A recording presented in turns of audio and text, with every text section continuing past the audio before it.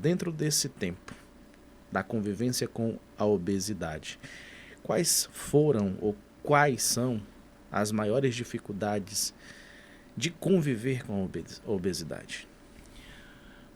No início, quando eu era mais jovem, né, adolescente, era a questão do bullying, né? Os insultos, sempre era gordinho, eu nunca conseguia correr e tal, mas aí foi passando, fui virando adulto. Existia a questão de roupa, né? Sempre existiu a questão de roupa. Sempre foi difícil achar roupa, né? E quando achava, tem que mexer em alguma coisa, levar para uma costureira, porque a roupa na altura é uma, na largura é outra e tinha que ajeitar. E aí houve um período de aceitação, né, para mim. Então eu meio que, tá de boa. Só que aí, depois dos 30, o bicho vai pegando, né? E com o ganho, porque até os 32, eu sempre pesei ali em média, sempre estava entre 120, 130, 140 quilos. Ficava aquele efeito sanfona, né? Uhum. Quando eu via que estava muito alto, não vou fazer alguma coisinha, diminuía aqui uns 10 quilos, pronto, passava um tempo e ficava nisso. Na pandemia, eu adquiri da pandemia até esse ano, eu ganhei então aí 45 quilos, que ainda não consegui perder, né? Então, eu já não conseguia dormir de cama, eu não conseguia uma posição em cama, só dormia em rede. E na rede, eu dormia sentado. Porque, querendo ou não, a posição que eu ficava era como se eu estivesse sentado. A questão da respiração, ronco, apneia, né? Você conseguia escutar meu ronco do quarto dos meus pais, eles conseguiam escutar. Fosse viajar com amigos e amigas, ninguém queria dividir quarto. Foi viajar de Guanabara, você sentia que quando você sentava no banco do ônibus, sempre tinha alguém que queria. A pessoa ficava meio assim, vixe, vou do lado. É algo que você sente, você consegue perceber. Muitas vezes é explícito e muitas vezes é disfarçado, é velado. Disfarçado. Só aquele olhar assim bem sutil. Aquele olhar que diz tudo, que né? diz tudo.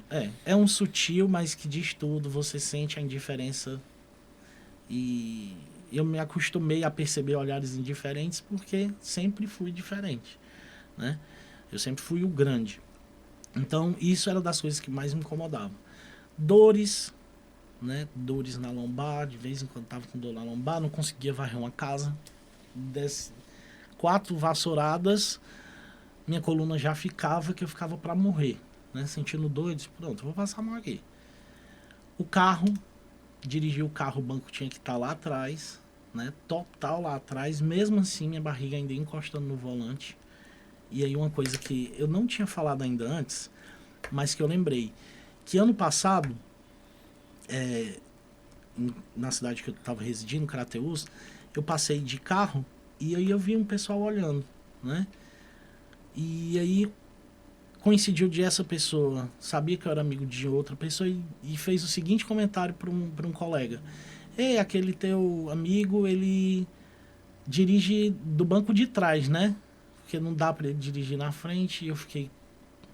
engoli, né? Você engole, porque realmente fazia um pouco sentido. O banco lá atrás. Mas ele falou de uma forma pejorativa. Foi pejorativo. Né? Foi pejorativo e eu guardei.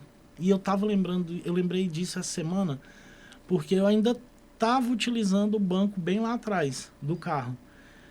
E aí, esses dias, segunda-feira, eu percebi que já tinha um espaço que, eu posso puxar o banco para frente, porque querendo ou não, eu sou pequeno, não sou alto, né? Então, como eu estava lá atrás, meu pé sempre doía, porque eu ficava forçando embreagem, para poder encostar lá, tudo. E aí eu puxei o banco para frente. Aí veio esse clique desse comentário. Então são pequenas coisas que fazem diferença. Uma coisa que eu digo muito, não gosto de parque, não gosto das festas de Santo Antônio. E outra coisa que eu estava refletindo, não é que eu não gosto, é porque eu sempre fiz isso quando eu era criança e depois que eu fiquei, né, obeso, que eu já não cabia mais, eu não podia mais andar nos brinquedos, e aí eu dizia pro pessoal, não, eu não gosto, não gosto, não gosto. Na verdade, são traumas. São traumas. A palavra trauma quer dizer fratura. Foi algo... Eu preferia dizer que não gostava do que tentar e a pessoa, não, você não pode ir nesse brinquedo, né? Então, eu coloquei que eu não gostava. E é uma das coisas que eu tava pensando, meu Deus, ano que vem, na Festa de Santo Antônio, eu quero... Eu vou me esbaldar. No parque. E o que mais que você teve que renunciar por conta da sua obesidade? Para além do parque que você gostava muito e não passou mais a usar por conta da obesidade? A questão de roupa. Eu estava falando com o Serginho agora há pouco.